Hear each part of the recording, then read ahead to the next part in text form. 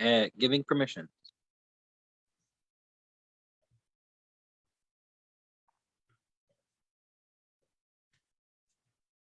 And we are live. Hey, everybody, it's Uncle Grumpy, and welcome to Grumpy Tonight. As you can see, tonight I've got two of my best friends with us.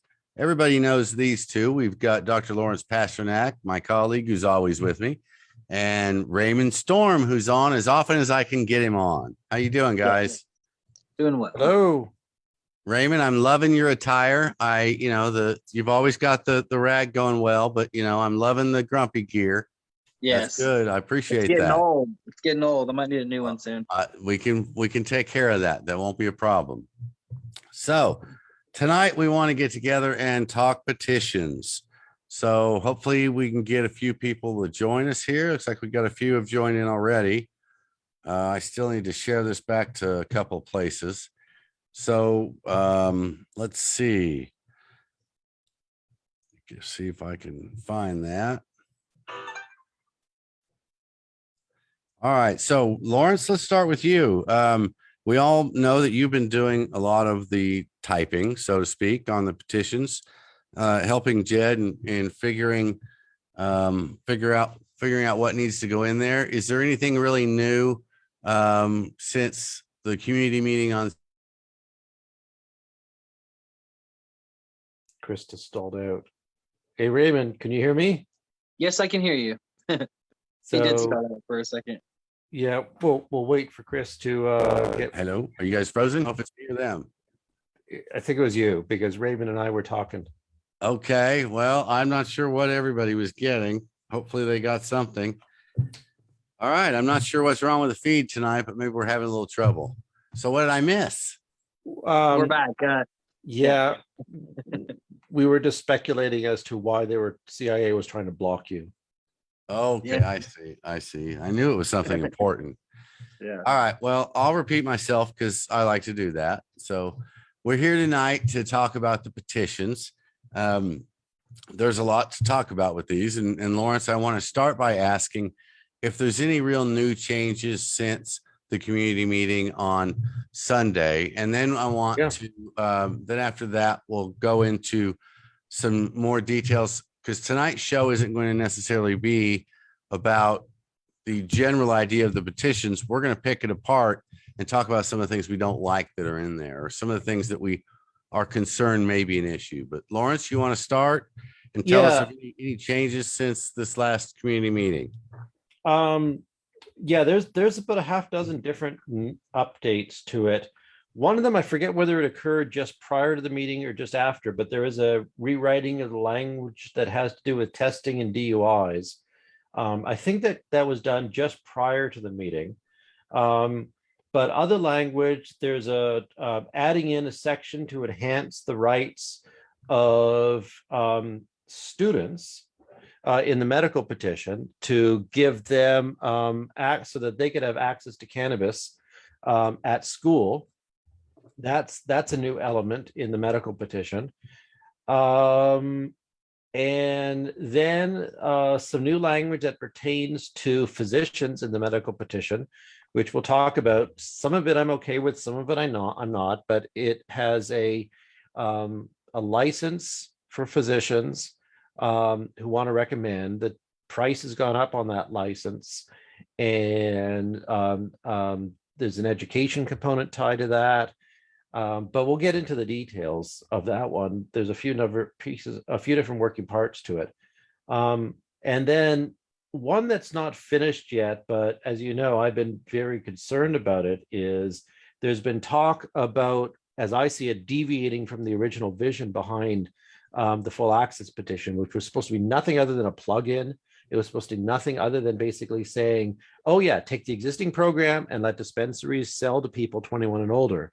Now there's a talk about creating a separate license for dispensaries, and that seriously worries me, which we'll talk about the reasons why. But I think that could just be disastrous. And I think this goes against the principles that I think that at least I stand on. And I think that is what motivated a lot of this work. Okay, so let me ask, as far as the community meeting we had this last weekend, did you get some ideas from that that have been helpful in working out any of the stuff. You don't necessarily have to give us the specifics. I'm just Yeah, actually, my notes are right. I'd like the people to know that came out that their ideas were considered and debated and possibly even implemented or put in there to be implemented. Yeah, actually, my notes are right here that I took. And let's see. Some of it won't, I think, play out in this petition because it's too specific, like whether or not zoning for grows should be agricultural or industrial. That's not going to be in here. But that was an interesting point of discussion that came up because an indoor grow is in a way more industrial, but that's not going to go into this because it's just too specific. The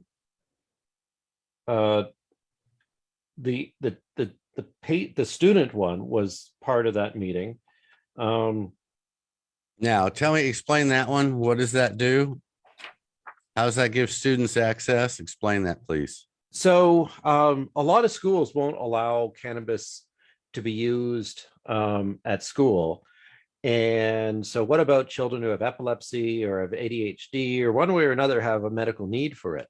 Some schools allow it. So what I did was I went to the language from the Oklahoma City School Board and looked at their cannabis policy and then came up with sort of a general policy approach for the Constitution. And basically that policy approach is that if needed, it has to be allowed.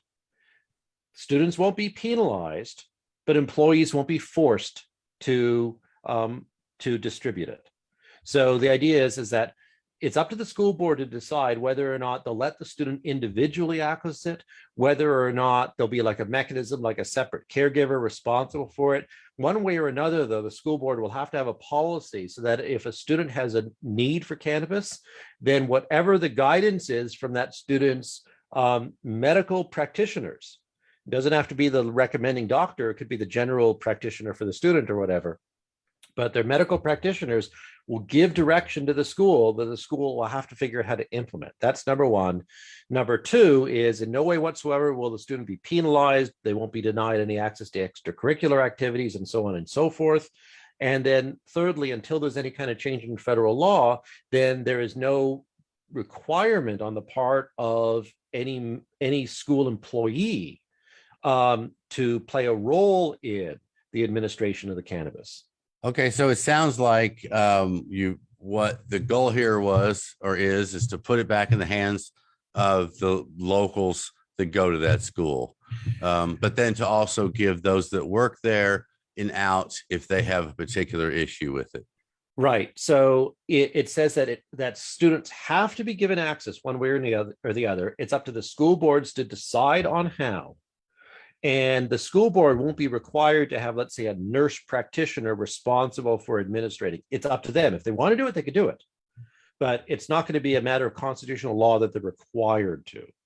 The student, they could allow the student himself or herself to. They could allow a caregiver to come to the school to do it. One way or another, though, there has to be some mechanism for access. Okay, Raymond, what do you think about that? How's that sound to you? You've got kids of school age. Yeah, absolutely.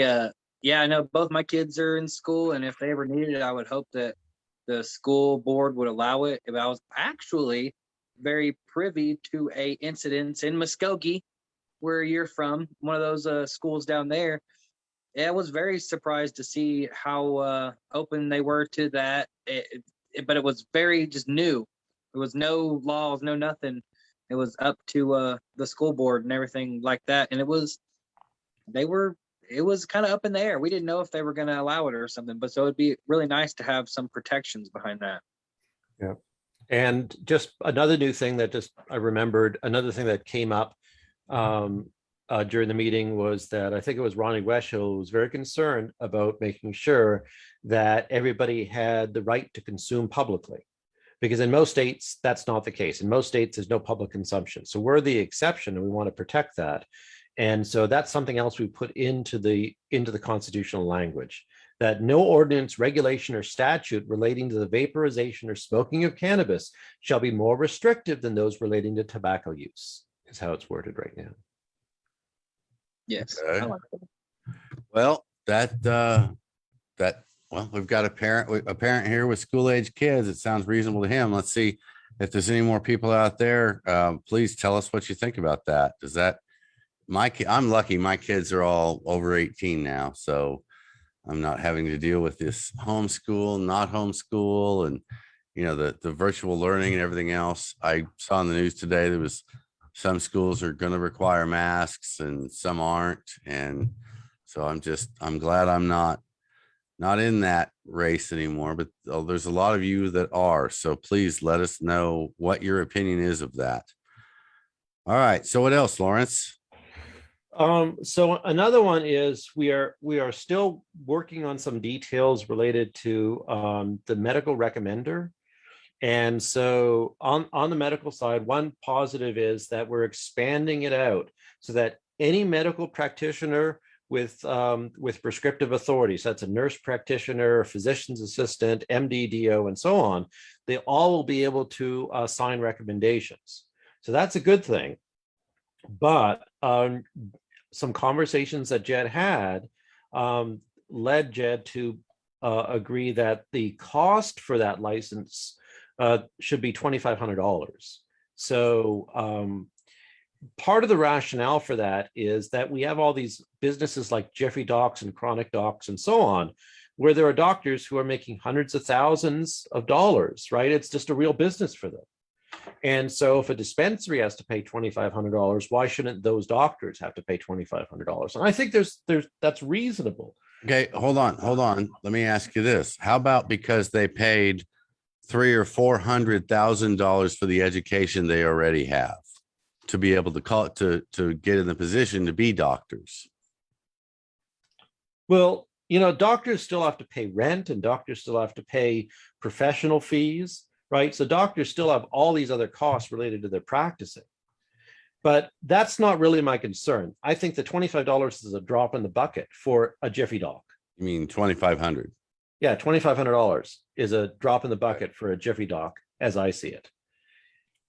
What bothers me more is that it denormalizes cannabis, because a doctor doesn't have to pay for a $2,500 license in order to prescribe an antibiotic. A doctor doesn't have to pay a $2,500 license in order to prescribe an analgesic, right?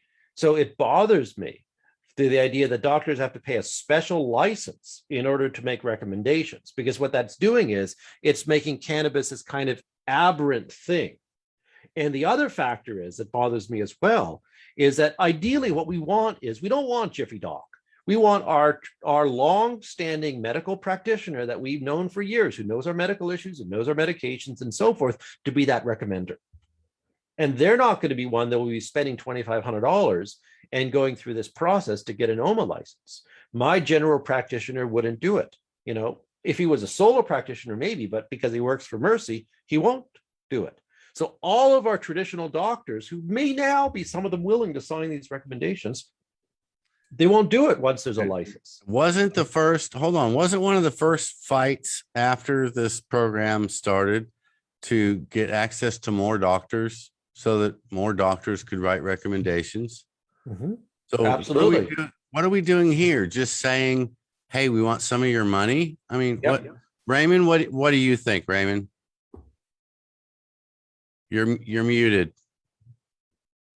Let me see if I understand where we're at. So we're asking doctors that want to sign up to be able to give recommendations to pay To buy a license. To buy a license At $2,500 a year. Okay. I don't feel like that's counterproductive to what we want. Yeah. I mean, I know that a lot of the doctors that are just doing recommendations, and we don't need to be mentioning any company names, but the ones that are just doing recommendations, maybe for them, it wouldn't be a big deal to simply pay the $2,500. But as you've also said, Lawrence, what happens then to one of my pain management doctors, the one who put this implant in my back, told me that when he found out, what I do, one of the first things he said was, well, when your card expires, let me know. I'll write your renewal for free. He said, I do it for all my patients. I think it's great medicine. That's way I So, want. That yep. sounds nice. But now we're going to So- take a guy who works in a pain management place that doles out opioids on a regular basis.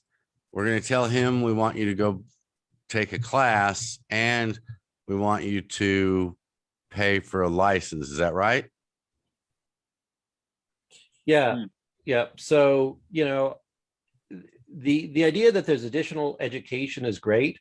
Yeah. Right. And I strongly support that. But what bothers me is the licensing, because I don't want the general practitioner, I don't want your ordinary doctor, I don't want your specialist or whatever sort it is, to then say, look, I'm not going to spend the $2,500 on it, so you're out of luck. Yeah. I want to maximize. And during the working group, right, during the working group after 788 passed, this was a big issue during discussion about whether or not this program is going to fit within traditional medical practice. If it's just a one and done, sign the recommendation form and that's it. What we want is an ongoing relationship with our doctors. And if there's this $2,500 fee, it shapes the entire thing for Jiffy Docs, because it's going to cut out of, right, the sign, it's going to cut out of the system all of the individual doctors who do it for a couple hundred patients. So it's as if it's skewing the entire system to help out, right, the Jiffy Doc type of businesses. And that bothers me. I just think that that's absolutely backwards to what the whole movement is, right, to legitimize cannabis. So I had kind of an interesting experience. I personally got to give away 30 recommendations. I organized it. I got the doctor. I got the building. I found the 30 people, and I literally gave 30 of them away. I paid a doctor $500. It came out like 17 something and some change for each one, and 30 people got their recommendation.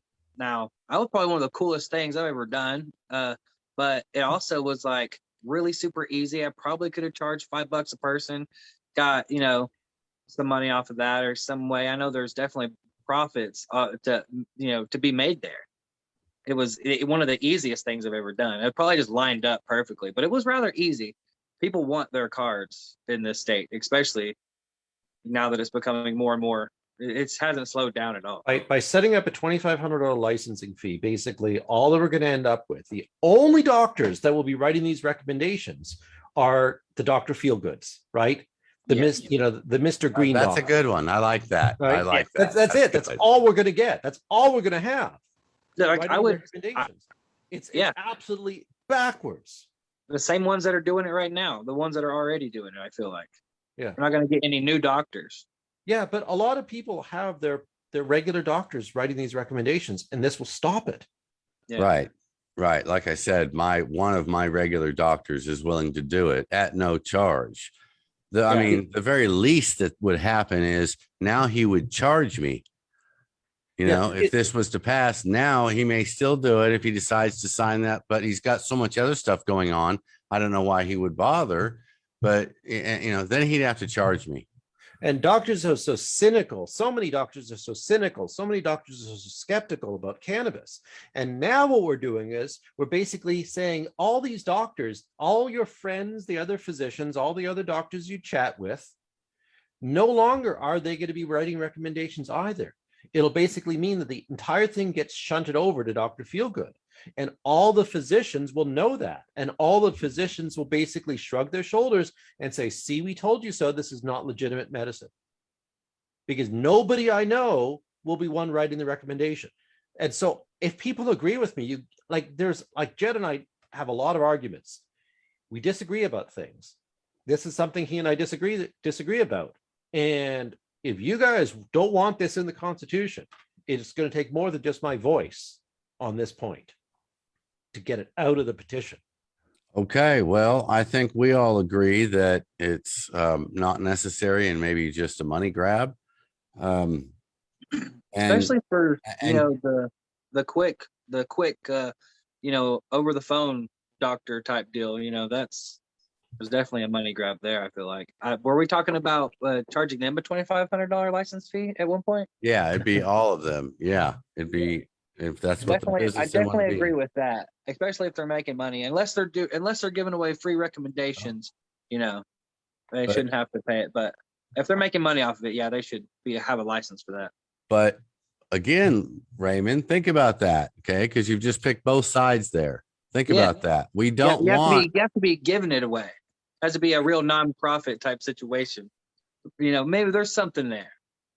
So, a compromise option that I talked to Jed about is if it's a money machine, if it's the drfeelgood.com or whatever, then I understand the reason for the $2,500 license. So why don't we say, a doctor won't have to satisfy these criteria. A doctor won't have to pay anything if they just write the occasional recommendation, up to 100 a year or whatever. I don't know what a good amount is.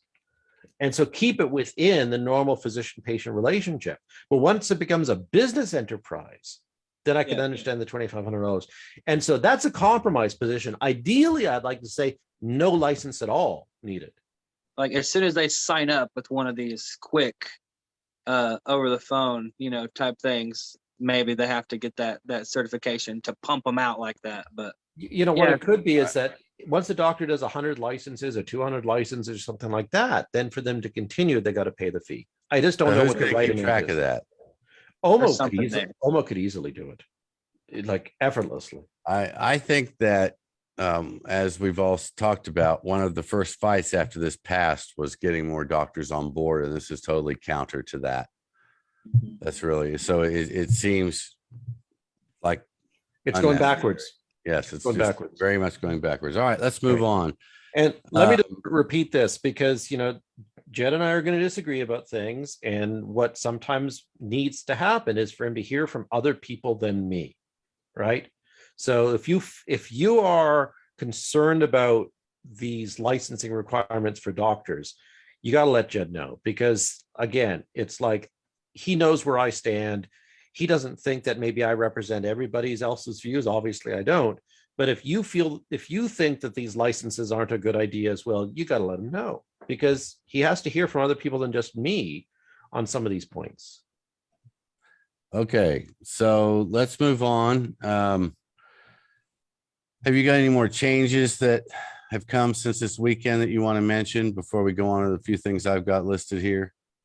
Let me kind of skim through. Anything beyond dotting an I and crossing a T? So another issue is whether or not doctors are also going to have to pay the $500 fee to the OBN, like other commercial licenses. That's just a little side note that I have. But, that all just complicates it all the more. Yeah. So I'm just skimming through to remind myself. We're tinkering around with the definitions. We've changed the definition of cannabis to be cannabis means the plant of the species Cannabis sativa linnaeus and all subspecies thereof. So that would be Cannabis sativa sativa, Cannabis sativa indica, and Cannabis sativa ruderalis, and all hybrids. That has not been determined to be marijuana or hemp based on the THC content. So that's the sort of generic idea of just cannabis before we differentiate marijuana and hemp. So that's a new definition. We're tinkering with a definition for THC because we want to include we want to include the Delta 8 and Delta 10, because if we're including hemp, we should include the cannabinoids, the THC that comes from Delta 8 from hemp as well. So right now it's THC means Delta 9 tetrahydrocannabinol, the principal psychoactive constituent of cannabis, along with its double bond isomers and stereoisomers. So those of you who know a little bit of chemistry understand what that means. And my understanding of that would mean that the other double bond stereoisomers would include things like Delta 8 and Delta 10. But if anybody who has a chemistry background has other ideas, let me know. So we're kind of hold on, Lawrence. So what you're saying is that we're going to include what currently you can order from any state and get through the mail, like those carts, those Delta 8 carts that you could get now. We're going to now include those in this. Yes, but it's not going to be prohibiting them.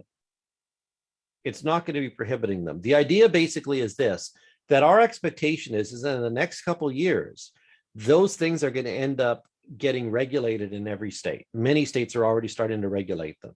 And there's a public health issue about regulating them. So, you know, they in theory could come in from other states, but they'll be subject to testing. Okay. Right. We're So, getting ahead of the game there. I like it. pardon me? Yeah, getting ahead of the game there. I like it. Yeah, so it's a complicated business because I don't want to say that, you know, we're restricting something that's federally legal. But at the same time, you know, we should say that it should be subject, people are inhaling it, right?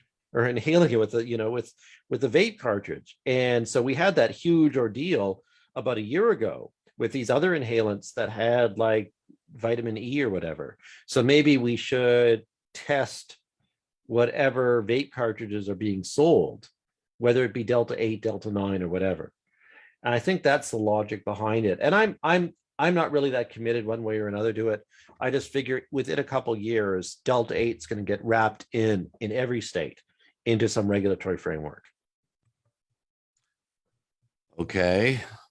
Well, I'm not sure I like that, but that's the first I've heard of this. So I'm going to have to think about that one a little bit. Yeah. All right. So have you got anything else? So I'm just skimming through to remind myself of the changes. I mentioned the school stuff. I mentioned the addition of protecting public consumption, redoing the parental rights to make men and so forth are protected. That was before the meeting. And then I think the last one is, and we're not, oh, two other things, sorry. Another one is, and we just have a note on this, it's not been written up yet, is once federal law changes, the idea is to cut back on the excise tax and introduce a wholesale or gross production tax for exported cannabis. So rather than retail it here in Oklahoma paying for anything, paying the excise tax, instead a tax will be issued at the wholesale level for cannabis getting exported out of state. Because the hope is, of course, that Oklahoma will be a major exporter of cannabis. And so rather than burdening the residents of Oklahoma with an excise tax, instead put the tax at the wholesale or production level so that when it's shipped out of state, that's where the taxes come in. We don't have the specific language on that, but we have kind of a line item for that. Okay, hold on. Let me ask some questions about that. Are you saying that what currently is in there at this 15 and can be raised to 20 excise tax, when the federal government changes, that will go away? So the intention is to have language that basically will say something to the effect of once federal law changes, then the excise tax will be reduced to an amount commensurate with the introduction of a gross production or wholesale tax. But we don't have the language set up. I think I have it drafted somewhere. Can you put that in a little better English? Do you have any numbers on how that would balance out or anything? Because it sounds like a pipe dream. The idea that the excise tax is going to go away when the federal government changes and we're only going to charge the excise tax for what leaves the state, then it's tomatoes. I mean, that's great. That makes it tomatoes. But do you think that would happen? Do you think the state would suddenly we'll mandate it? turn all that? Okay, well, I certainly want to see that language. Yeah, I had it drafted, but I don't see it at the moment. But it was just like a very rough idea that something like once federally legal, then a gross production tax will be introduced, and the revenue from that gross production tax will be determined. The value will be determined, by which then there will be a reduction, a commensurate reduction in the excise tax. Let me see if I can find it. I don't like that. Why not? Because I don't believe it'll ever happen. But we mandated. First we off, they have to mandated. determine, wait, hold on. First off, they have to determine, okay? So that means we don't get an answer for years while they determine. I mean, and then it's what, lowered to offset the amount brought in by excise tax must be. Here it is. State, is it going to be a Here zero it sum is. gain? Are they going to, what? So this is the drafted language for this. The excise tax and expenditures listed in this section may be changed by the legislature after January 2026. The excise tax rate cannot be raised. Add gross production tax if federally legal. This is just notes, it's not written out in full. And revenue from the gross production tax shall be used to determine a reduction on the excise tax rate. And that can be filled out. So it will be mandated that once they know what the excise tax is going to, what the gross production tax is going to be and what the revenue will be based upon modeling, then they could reduce the excise tax. And how many years will that take? A couple of years. So right now, like I said, this is just draft. It's just like, it's basically says that. Wait, you're assuming that the federal government changes and that within a couple of years of that time, that the national market is stabilized enough to where we have some ideas to what we can make and what we can ship out of state, and within a couple of years. I'm thinking 10 minimum. So, imagine, like I said, this language hasn't been finished yet, but the idea is that take the opportunity to reduce the taxes on Oklahomans by shunting them over to wholesale. And so this could happen sequentially. There could be a review every 3 years. It's like we haven't worked it out yet, but just the basic idea here of reduce our taxes and put them on the wholesale value for export. Raymond, what do you think? All of that's over my head. I don't have a business that ships anything out of state, so. Well, because why should we be paying a 15% excise tax on something that gets to be federally legal? Well, first off, we shouldn't. Okay, Lawrence, as well, because maybe I want some like California, from the hills. We shouldn't be paying a 15% excise tax, Lawrence, to what you just said about why shouldn't we, and hope to see that come down. What I'm saying is it won't come down. If we mandate, right, say that the legislature shall reduce the excise tax in proportion to the revenue generated by the gross production tax, every third year, there will be an assessment of that gross production tax revenue and a commensurate change in the excise tax. So we're going to decide right now to set up our export businesses with an excise tax, with no idea what the market will be, what the rest of the country is going to do, or anything at all. Well, look, has anyone else ever done anything like that? You don't. No. The excise tax is not for export. We currently pay a 7% excise tax. All people in Oklahoma currently pay at the retail level 7% excise tax. I understand. And then they want to add a 15% retail excise tax through this constitutional measure for full access. And so then the idea is, can we scale back on those taxes? And if we could say, let it be on the wholesale value when it's exported, then we could reduce the retail tax here in Oklahoma. Okay, so I said excise, I meant export tax. Okay. But still, same point. We're already deciding we're going to add a tax to an industry that isn't even in existence yet.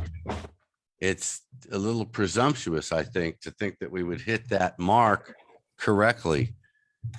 But we're not giving a tax rate. We're not setting a tax rate for the gross production tax. Is that what the committee should be figuring out? That's what the legislature could figure out. We're just basically saying the legislature should figure this out. We're mandating that the legislature comes up with a wholesale export tax. and uses that then to offset the retail excise tax. Okay. Right. And so Okay. leave it to them to make We that should- determination, but say that they have to do it. Yeah, we're giving them a cap at 15. Yeah. And No, you know, no, Okay. no. It actually, they can raise it to 20. Okay. yeah, Now, Jed actually is willing to drop that. He's willing Hang to change that. Yeah. is he willing to change that to what? Max 15. Okay, so that's better. That's Yeah. better. That gets rid of my one argument that they'll raise it to 20 the second you give them the ability to do that, and to think that they won't just seems so naive. It's mind blowing. They're gonna But- put it right where at the top of the can, right? If that's up to them. But at 15, I'll still say at 15, barring this idea that you've just thrown out as an idea. Okay, it's my first time hearing this idea and your notes about it, so it's obviously not written out enough to understand how it's going to work beyond pipe dreams. Barring that, let's talk about the tax issue being at 15%. I think that's too high. Lawrence, we've talked about this before. You also have said you think it's too high. I think we should, unless whatever this new idea is you come up with really makes some sense and is easy to understand, I think we just need a lower tax from the beginning. You know, we need to make the Oklahoma market attractive for after the federal government changes, so people still come here. I mean, we're going to be counting on people from out of state on this full access. A great deal. Once Go ahead. once federal law changes, I don't think we're going to see that many people coming to Oklahoma. Not after What I'm saying is, if we set it at 15%, you're right. You're right. If we set it at a lower number, I believe we'll encourage more business down the road. We'll be cheaper than our neighbors. And you could say, well, a few percent isn't going to get someone to drive from Texas. But then I can tell you about the bus loads of people that go down to Dallas right before school starts for the no sales tax on school supplies or clothes or whatever it is. I mean, it's a regular thing. We did it when we had kids. So in Canada, people buy their weed online and have it delivered. That's cool. Once federal law, and in California they do as well. Once federal law changes, then that's going to be pretty common. Not everybody will do it that way. So we should just give up on any sort of encouragement for an influx of vacationers that might come here for the lakes, the museums, the whatever, and the cheap cannabis. Yeah, I would like it if they're driving through and they're like, "Oh, we've got to stop in Oklahoma, man. That's where they got the discounts." You know. Yeah. So right. So imagine this. Until federal law changes, if we have full access, we're going to be rolling in sales. Right. But Right. that is short thinking. Right. So, but listen, think this through. So until federal law changes, we have an opportunity to make hundreds of millions of dollars annually on this excise tax.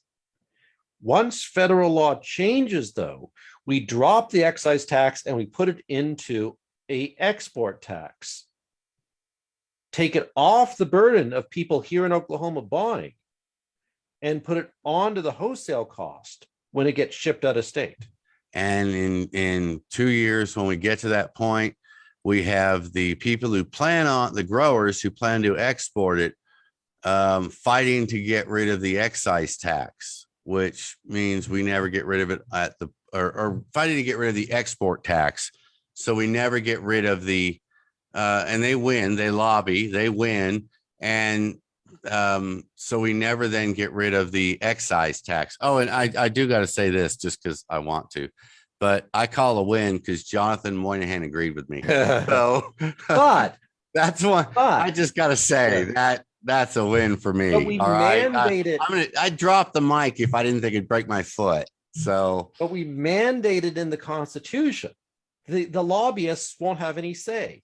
We mandated in the Constitution that once federal law changes and we can export cannabis, then the excise tax will come into being that will then drop the wholesale tax, the retail tax. I must have said that. The export tax will come into being that will drop the retail tax. All right. Well, we put it right in the Constitution to mandate that that happens at the legislature. Then I want to see that language in words I can understand before I stop screaming about this 15%. Yeah. But let me say that in principle, I agree with you. The 15% is too high. I'd rather 0% for medical and 7% for non-medical. There you go. And I guarantee you, go ahead, Raymond, go ahead. In the comments, people are mentioning, what about all the money lost from recreational taxing? And I think another comment we skipped over was, what if the recreational clients paid more taxes? Wasn't that the original wording? Does that have anything to do with what we're talking about here? The taxes that the patients will be paying? Yeah, well, no. Okay, we're talking about what the customers are. I guess in some cases, card holders, in some cases not.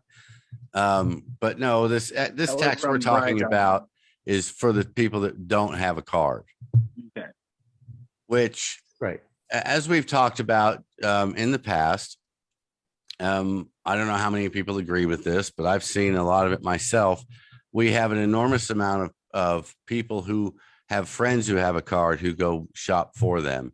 So, we have what we could call recreational or full access customers right now that aren't going to get a card. So they would pay this tax that we're arguing over. I think it should be a lower tax. So does Lawrence, but the idea is perhaps it goes away in time. And bear in mind that there's certain advantages to having this tax revenue coming in through one mechanism or another, right? Because it gives the cannabis industry clout. It diversifies the Oklahoma economy away from oil. It means that we could generate revenue for the state, which means that the cannabis industry will be responsible for that revenue and have influence at the capital, as opposed to oil and gas. So there is that upside to having the higher tax rate. The downside, obviously, is that it's coming out of people's pockets. And so I think the ideal circumstance would be to generate the similar amounts of revenue from the taxation, but rather than it being a retail tax, it's a wholesale tax that then has to do with export. And whatever that rate is, as you realize, Chris, as you pointed out, that rate is going to have to be related to the marketplace, the national and international marketplace. We can't tax ourselves out of our economic advantage. Okay. I think a lot of, cannabis consumers, they're like, no politics, no nothing. So, but I definitely agree. Do we get a say in where these taxes go, And that's something that's still kind of pending, because there is a number of small items that are listed, but we're still waiting for the community. Nobody has said anything, so far as I know, at least. Nobody's said much, at least, about where this money should go. Go to orcaok.com and put in your suggestions. Let me type this into the comments. Okay. All right. Let's talk about this for a second. I've suggested where some of the money should go. I've suggested we need to find some way that some of this goes to low income housing. We don't need to do like other states, and 10 years down the road, when we've got more money than sense, we finally get around to spending a little money on our low income housing problem. We need to do that on the front side. Now, in that, I want to say this, because I know a lot of people also want to do, they want some of this money to go to research. You hear that a lot. It's never real specific. It's just cannabis research. I guess that could mean a lot of things. There's already an allocation for research. Okay. So I want to talk about that.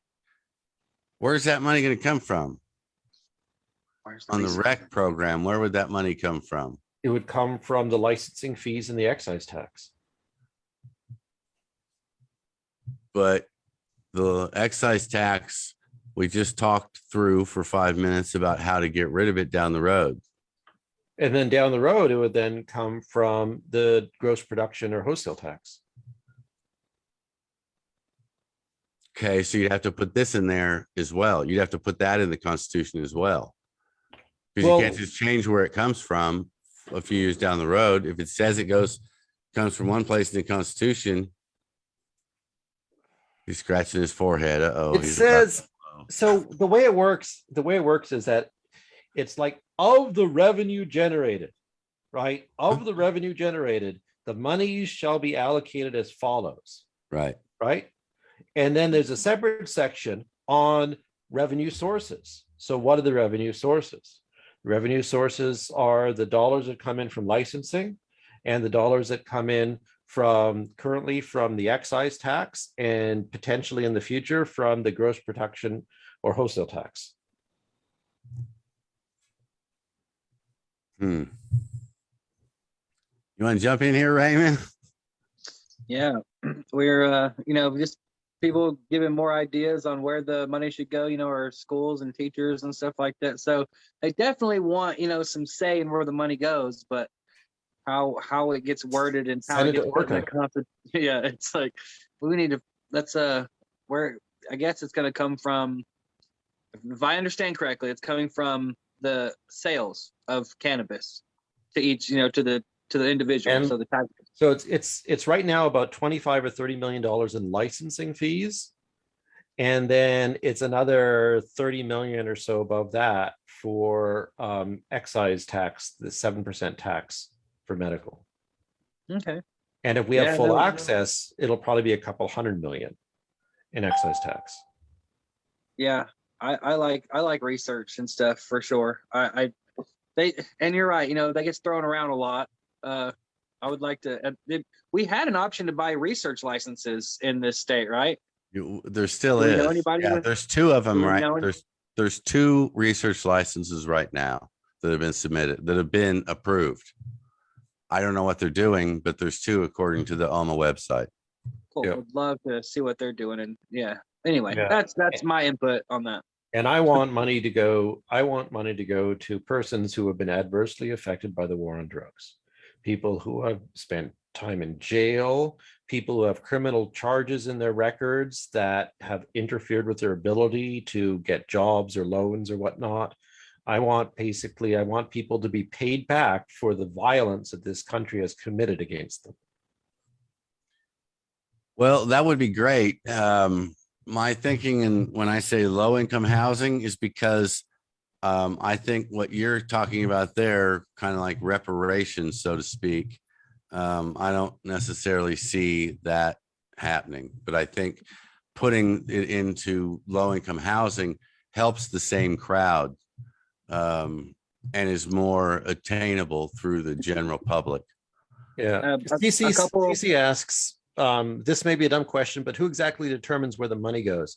So CC, you can go to orcaok.com and look at the petition now, which has a list of allocations for where that money is going already. There's like 6 or 7 different specific locations, but there's a lot more money still to allocate. And that's what we're talking about.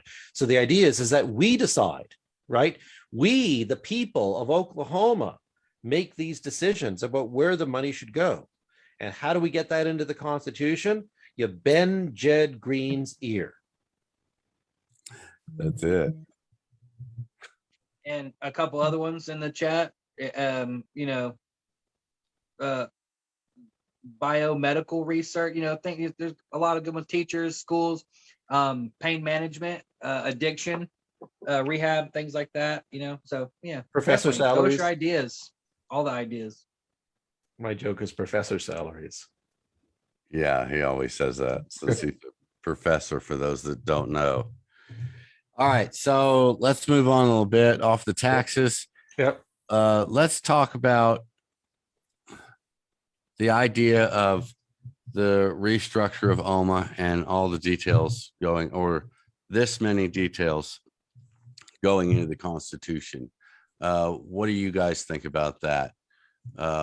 Lawrence, what do you think? So I think that there's a lot of restructuring that's needed. I'm not sure the Constitution is the right place for it. There's pros and cons. I see more efficient ways of approaching the issue. The basic idea is that rulemaking should depend much more upon the input from industry experts and from patients. That rulemaking should not be a top-down approach, but should come because it's a matter of the practical implementation of what the legislature has determined. So the legislature says, here are the rules. You got to figure out how to put them into practice. And now, the OMA has to figure out how to put them into practice. How do you do that? With expert on the ground knowledge. And that's what we've been lacking in OMA all this time, that they write the rules on high and then just say, here they are, everyone. So does this restructuring take care of that? It might. It might not. Hard to say. Okay. Raymond, what do you think about it? Restructuring. Can you hear me good? Yeah.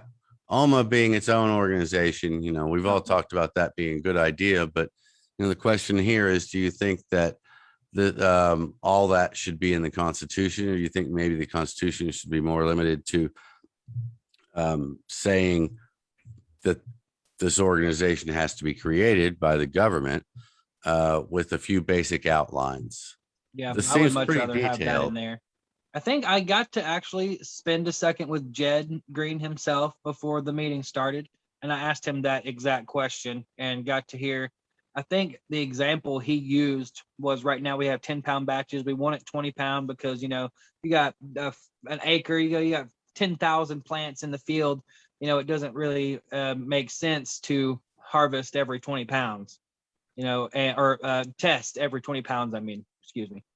But in actuality, if you're thinking about it that way, like Chris Moe has said several times, the technology could change, the different things there's so many different variables that could happen. The wording could be different.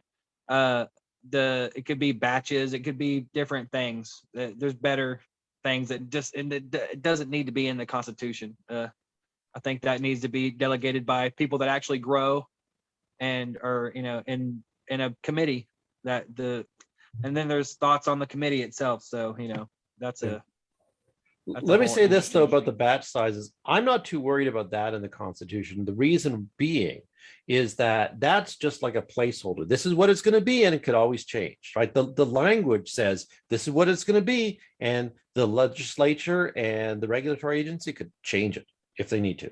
So it's in the language that it can be changed. Yeah. So I'm not worried about that. It's well, that was the example he used. So yeah, I guess that would be, a good example to use, since it's in the language that it could be changed. But yeah, there's probably a couple other things in there that could have that language behind it as well.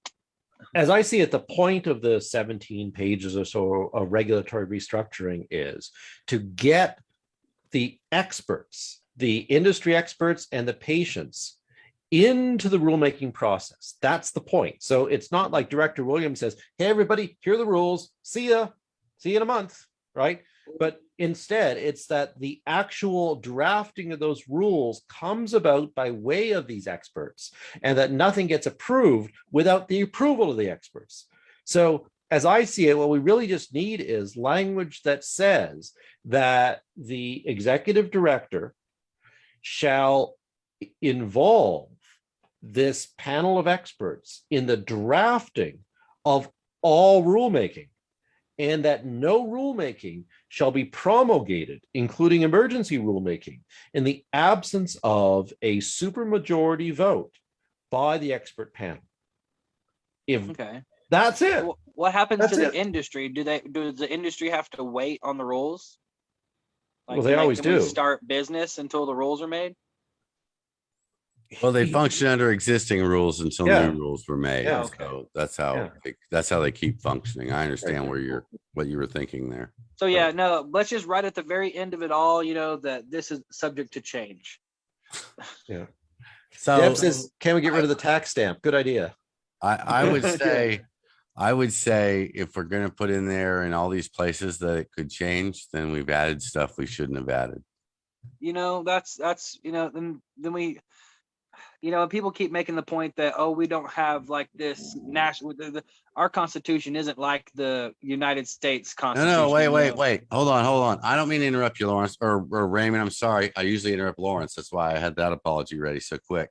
But this time, let me say this, that I've only heard that come from one person. Jed Green's the only person I've ever heard say the Oklahoma Constitution is different and we can change it anytime we want. And it's no big deal. I don't say the latter portion, but it is not the same as the U.S. Constitution. But well, I understand that. That's pretty basic. I know that. Yeah, but basic. It's the whole picture that I'm pointing out. I've only heard one person ever give the impression that we can just come back and change it in 3 years. In fact, that's what he said. It's not so easy. I disagree with that. I think we need to be more thoughtful than that. And if we're putting stuff in there that says things like this could change, then perhaps it doesn't belong in there. No, but here's the logic behind it. The logic is if we can't get our lawmakers to do it for us, we're going to do it. So because we can't lobby through the Capitol like every other industry does, and I understand why cannabis is different. I'm not defending them. Okay. I'm not defending the Capitol in any way. I'm just saying that because we can't lobby through and get what we need like every other industry does, with politicians who are in there for a maximum of 12 years and change in enormous numbers every 2 years, because we can't get enough of them on board, we're going to change the whole Constitution. Yep. Power to the people. I understood the need to do that for 788. I understood that. I get it. Maybe I understand it for this. I'm not sure yet. I'm having a little trouble. Raymond, go ahead. Jackie Wolfington says, wasn't the point of a constitutional amendment to make it harder to change? Yeah. Yep. So let's get it. About? So let's get it right and accurate, and not in the need for things like this could subject to change by the legislators. Yeah. And especially when it's implied that somehow it will change in a way that will benefit the industry that the legislators have worked so hard to screw since it started. I didn't know we suddenly trusted them all. If we trust them all, if we trust them all to do the right thing with the changes, why do we need to do the Constitution? Why do we need to do a petition? Yeah.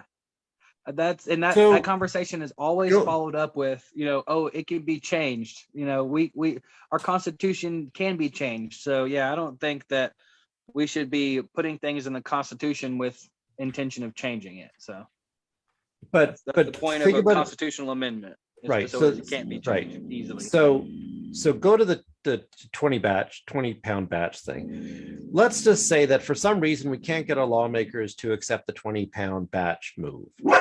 And so my dog's in my office. So we can't get Lily enough. We can't get them to make the 20 pound. Stop saying pounds. Yeah. It's that word. Yeah. Pound. She doesn't want to go to the pound. That's it. So we do it through this. But we say also that if in the future it needs to be changed, there's the power to make the change. Okay. I like that. I definitely like a backdoor, like backup plan. Prepare for the best, hope for the worst, or hope for the best, prepare for the worst, hope for the best. And I say that it would be not that difficult to get someone to write and support a bill to raise the batch size to 20 pounds on flour, if that's all you're trying to do. Perhaps so. Perhaps I really don't think that's an impossible hill. Yep.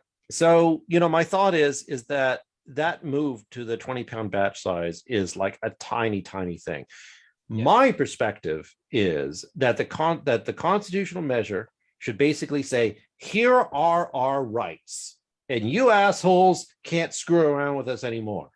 Mm-hmm. That's what I think this should all basic be about. Protections. Right? Protecting us as people from 100 years of tyranny.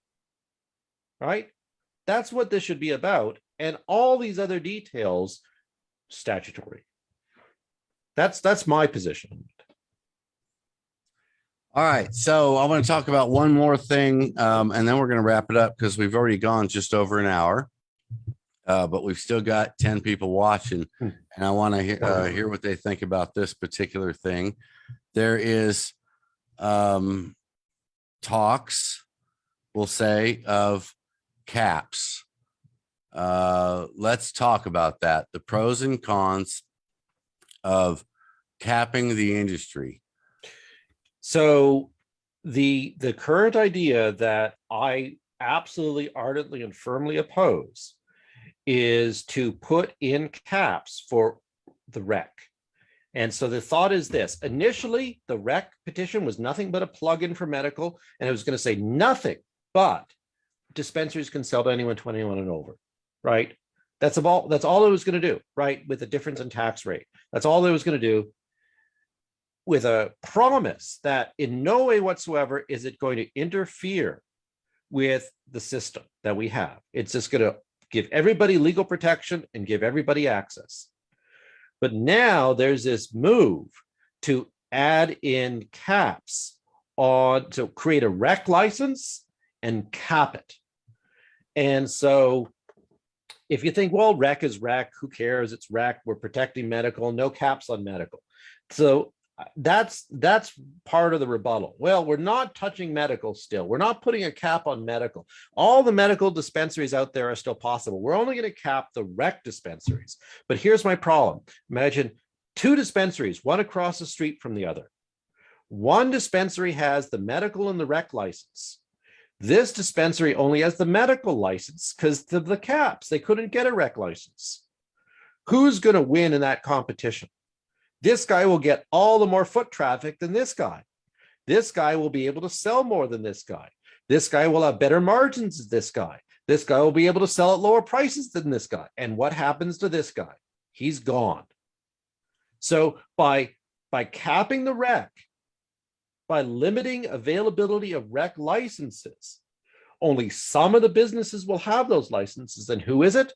The businesses that can get those licenses.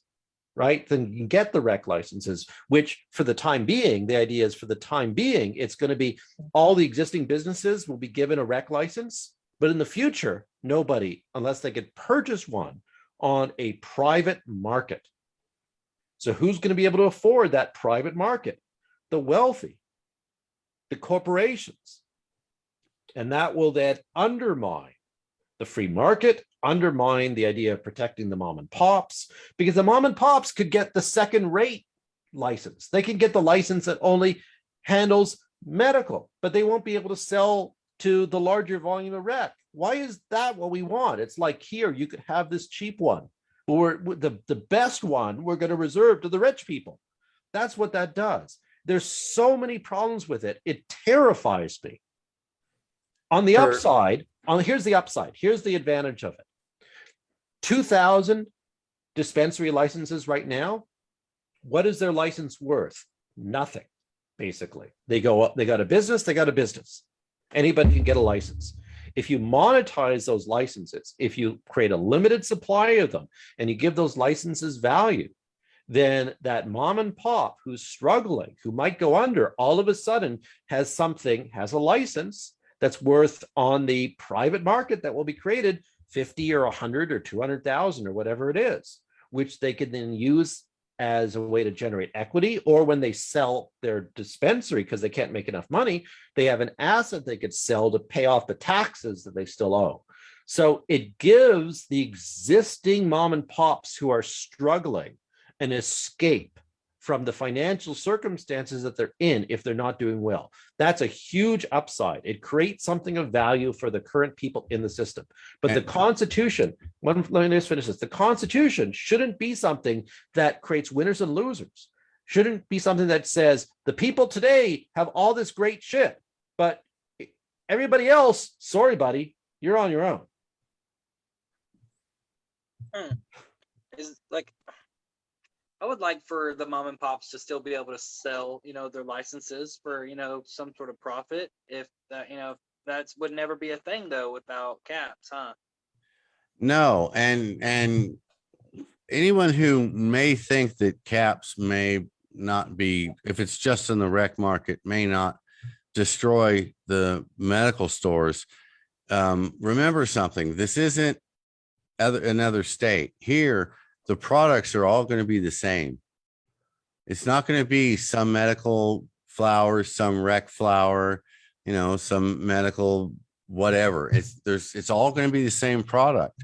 So by selling, by being able to do both the full access and the medical, you then have every customer that drives down the street in front of your store, instead of just the 10% that have a card, because, you know, we're up to about 10% of the state having a card now. So it's an enormous advantage, because then you're going to be able to buy more, and you're going to be able to give a bigger discount. And whether they have a card or not a card, you're going to be able to give them a much better deal than the guy across the street, because you're selling to everybody who passes by, not just the ones who have a card. So it's devastating. It basically creates ex nihilo a massive value for everybody who's currently in business, right? So you know you're at the brink of going under, and all of a sudden this passes, and you get this automatic rec license for free, which is now worth $50,000, because anybody after that date won't be able to get one. So that's an amazing thing for current businesses, right? And I don't deny that.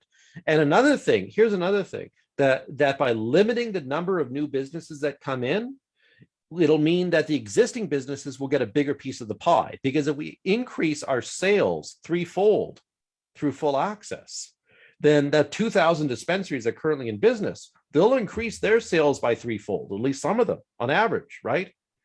But if we allow for new dispensaries, then the pie gets cut up more and more and more. And that means that everybody continues to struggle.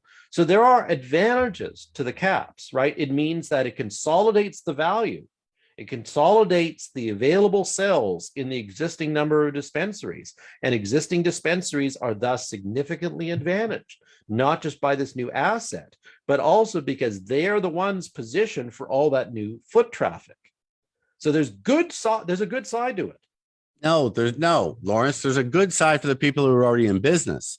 It kills the individual's ability to dream and getting into this business, because it makes those things too hard to get unless you're born with a silver spoon. But what it does mean, there's no good side to this. There's things that rig it for certain people. And that's what I'm getting sick of seeing, is this thing getting rigged for certain people. So, right. So that's what this would do. It would rig it for the current dispensary owners. That's what it would do. But there's an upside to it, right? Because it means all these businesses will have something of value. And it means that they also will be better positioned to sustain themselves economically, because there'll be more foot traffic in their facilities. The downside is it says everybody in the future, sorry, buddy, you weren't first in line. The rules are different for you. And that doesn't work. Raymond, go ahead. I'm going to give you the last subject on this one, or last word on this subject. Man, that one's a really interesting one. I really don't like it at all either. I would like to find a way to, increase the value of people that already have licenses for the future. I don't know. Is there like a waiting list at all? Do you have to wait to get your license right now? There's not beyond what it takes for them to produce the licensing. Yeah. And in no other industry, put licenses on hold for 10 years and then like come back 10 or 5 years and like give it some sort of value that way. I don't. Every time you do that, you're screwing somebody. Okay. Every time you put a cap or stop it in some way or another to help the people who already got in the door, you're leaving behind everybody who didn't get in the door yet. Mm-hmm. I haven't gotten in the door yet. I may want to go into this business someday. Yeah.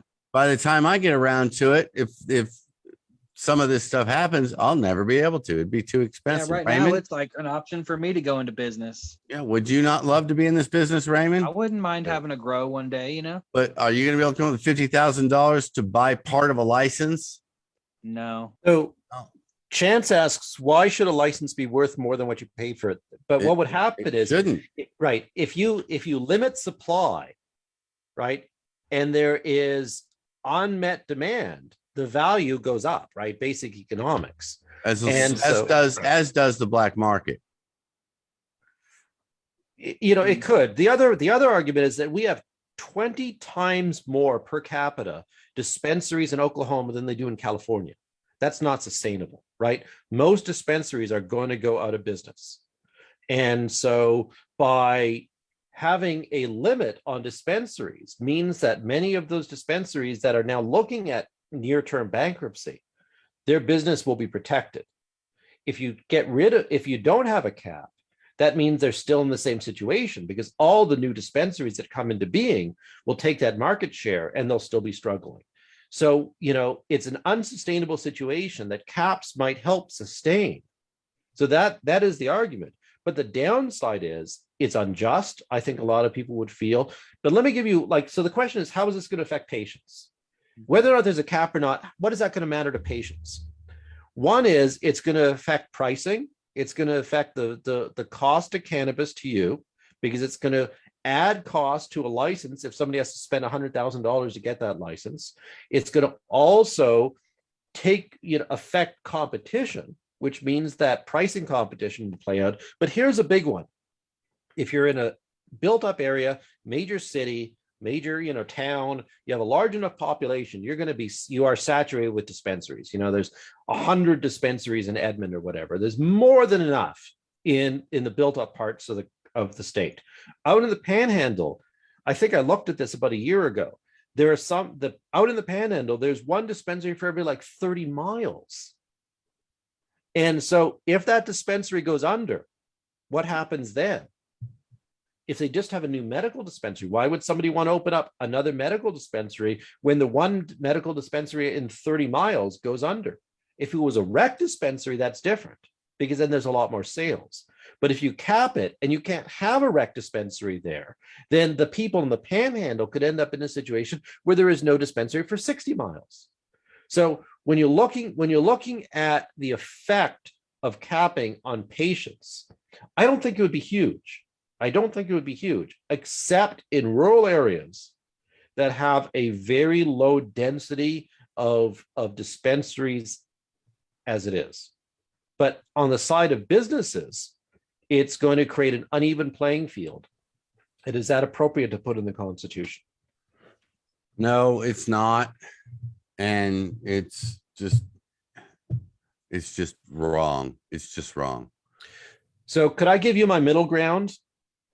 My middle ground is this, that there is a nominal fee for a permit, a rec permit, that's automatically given to every dispensary owner if this passes, and is indefinitely renewable whenever they renew their medical license. So it basically is just this nominal thing that goes on the wall. And you lose that rec permit if you unlawfully sell to people under 21 who don't have a patient card. And that's it. There would be a price for that? $1. $1? Okay. Oh, let me get this straight. Your idea would be that if you're a medical store and you want to sell rec, you can. And if you ever get caught selling to someone under 21 or whatever, then you lose that and you can still sell medical, but you can't sell your rec anymore. Well, it could be something like this. It could be like stages. It'll be a $2,500, because we already have this, right? A $2,500 fine if you sell to somebody without a patient card, right? Right now, it's like a $2,500 fine if you sell to somebody without a patient card. Second time, it's $5,000. Third time, you lose your license. Do the same thing at the rec level too. Something like that. Like I'm saying, is there any reason at all to have a rec permit? I'm asking myself, is there any upside whatsoever to have a rec permit? Just to have it taken away? Well, it's that's sort of the reason you're giving for having one, is so there can be a punishment for if you step out of line. You sell to someone. Well, like I said, I'm saying I have trouble seeing any reason at all. And I'm basically saying, look, if you have a rec dispensary, then there's going to be a looseness about it, right? That is not necessarily the case when you're talking about a medical dispensary in terms of asking people for ID, right? If you have a rec dispensary, are they going to bother asking for ID? Yeah, you look old enough, right? So I'm just thinking it's just a little thing to kind of make sure that only those people who are eligible for cannabis, patients and persons over 21, are buying. And the alternative is that if you sell to anyone under 21, you lose both, right? Because the law right now is if you sell to somebody who's not a patient, you're going to lose your dispensary license. So I'm saying, well, let's just have that at the rec level too. And so if you can't show responsibility to sell at the rec level, you scale back to the medical level. And if you can't show responsibility at the medical level, you're done. That's the only thing I can think of. Hold on. So if you're not good enough to sell, if you screw up too much, you're not good enough to sell to the general public, but we're going to let you sell to the patients who go through the trouble of going to a doctor to get a card that need education and a good place to shop. That's insane. So you think That they should just be completely terminated?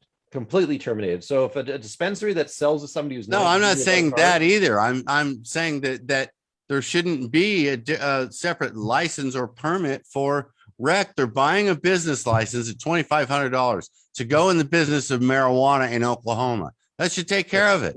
The only difference should be the taxes paid at the register on whether or not a person has a card or doesn't have a card. We start making all these little tweaks here and there, and we're going to screw everything up. And that, my preference too, my original idea was, and I wrote pretty much all of the rec petition.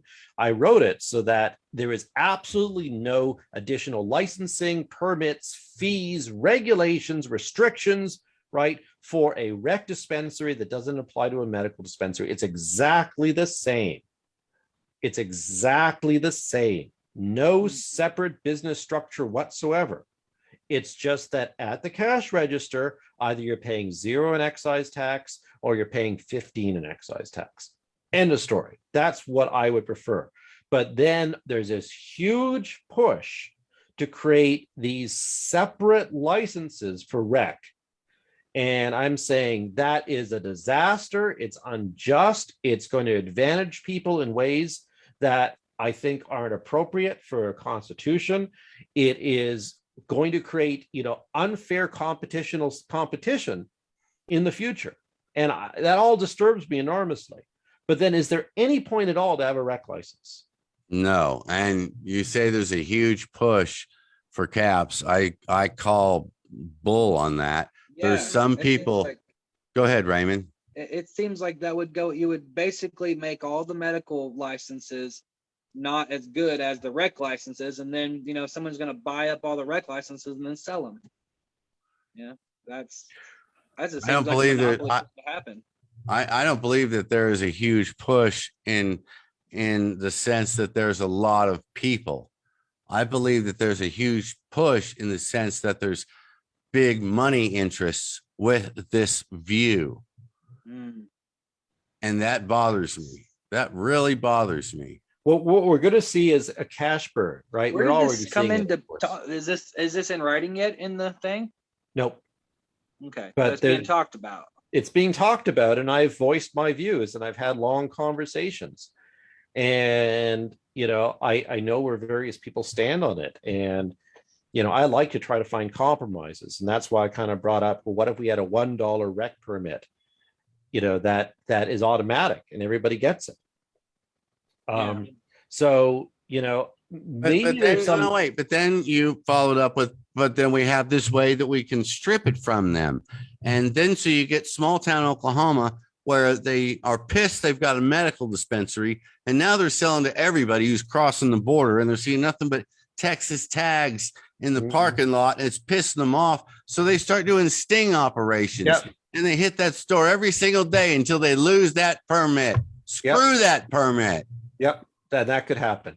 And I'm very sympathetic with that worry. I'm very sympathetic. Are they going to lose their whole license if that happens now? If they go. Now there's already punishment. There's 3 layers of punishment, and it's reasonable, I guess. But to add this rec permit, I'm sorry, Lawrence. What I'm saying is I understand why you always come up with compromises. You also know how that sends my blood pressure through the roof. And this compromise, I don't like at all. The way I work is I say, what about this? What about this? What about this? Let's hear your arguments. Let's hear your arguments. Let's hear your arguments. Let's hear your arguments, and let the arguments win out. Okay. So, I right, look, you for know me those well that are enough to still know that's watching, how I think. we have 15 people watching right Yeah. now, and the three of us here in this room. I want to remind everybody how Lawrence and I met. He was negotiating with me about the home grow, and he was trying to figure out, not for himself, because he was just working the system like he's doing here, just trying to help everybody get to a compromise. But I'm not going to say who was at the other end, but they were coming at me every day with different ideas, or every week, about who was going to inspect my home grow. And that's how Lawrence and I started talking. And I think one of the last things I did was screamed at him, because he called me one day and he said, well, what if it's just an electrician? Well, just have an electrician do it. And I said, no one is coming in my house.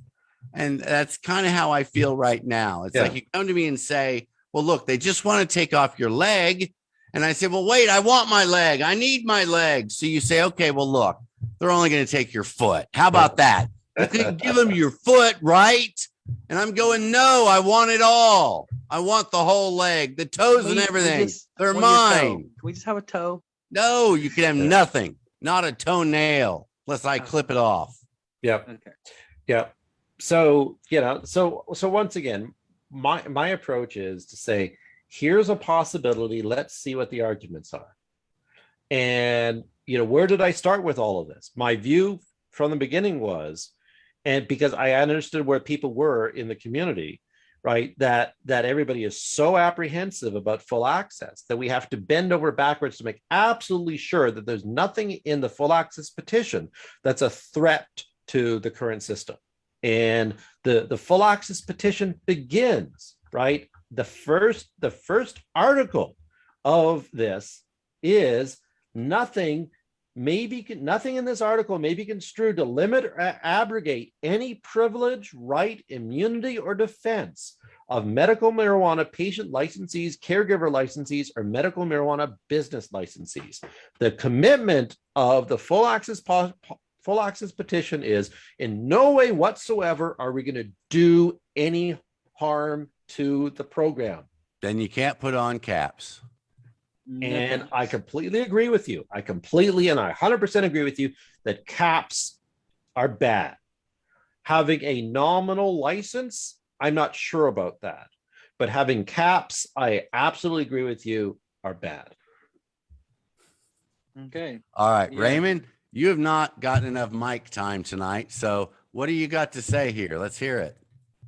Yeah, I don't like caps. Caps are silly. Yeah. I'm excited. Definitely very excited. Thank you for having me on. If you don't watch the Wake Up and Grow show, we're reading a book, all that good stuff. Thank you. I try and catch Wake Up and Grow every day. So let me say this, because it really is really crucial at this point. A lot of people are saying no caps in the comments. You got to tell Jed. Right? You got to tell Jed and Chip. Chip and I had a long conversation today about it. And Chip sees Jed's argument. He sees my argument. And he says he wonders where the community is on it. So I would have to agree with Joshua Moynihan on here, in the sense that if this ends up with caps in it, I'm not so sure that me as an activist is going to be standing next to it. Yeah. I'm not so sure about that, because again, that destroys. You say the first paragraph is about do no harm in the medical program, and then we want to make suddenly there's talk of the last paragraph being let's do caps. Well, that destroys the medical program, because it destroys the stores, it destroys the businesses, it destroys so much. Right. So it's only imagine bad. This. Imagine this. I have all these research commitments, right? I have research commitments from all these major publishers around the world, and I am behind in my work. Why? Because I've been working on these petitions.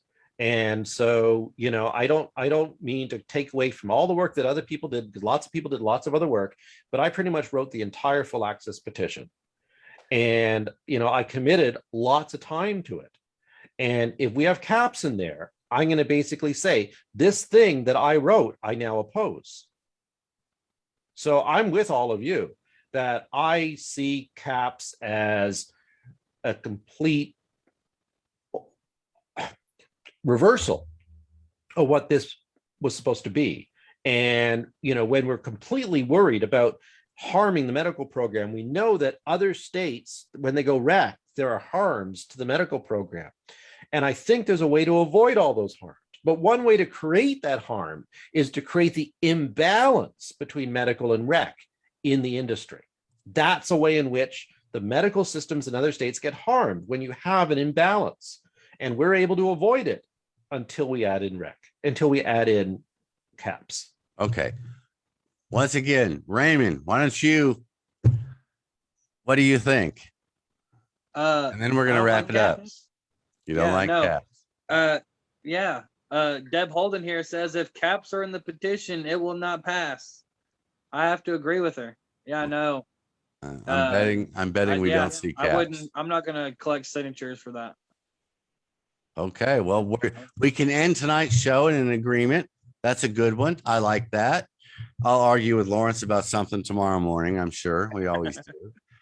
All right, folks. Well, I want to thank everybody for watching. Looks like we still got about 18 watching, but we've been going on for just over an hour and a half. So I've got some other stuff to do before getting some sleep. So we're going to wrap it up. And Raymond, please, everybody, Jed has heard it from me enough times.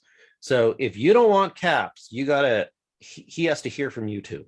Please and Chip Paul as well, right? Yeah, Chip too. Yeah. Like Chip is on the fence. He wants to hear what people say, but we can approach him and Jeb as well. Yeah. And I don't think Jed is completely wedded to it. He has to decide what the political implications are. So you got to tell him what the political implications are. Yeah. All right, guys. I appreciate you coming on. Raymond, thank you for coming on with such short notice. Guys, I caught him like 5 minutes before we went live and he was right there. So not only that, he even put on some grumpy gear. That's like, that's a dude, man. That's a dude. All right, guys. I appreciate you being here. Thank you, everybody, for watching. Don't forget, tell Orca and tell Jed Green what you think. No caps, lower taxes. Go back and watch the show again and everything else we said, too. All right, guys. That's it for now. Don't forget, Saturday on this page on the OCNN is the event page for Saturday's town hall meeting about this same thing. I hope to see you guys there.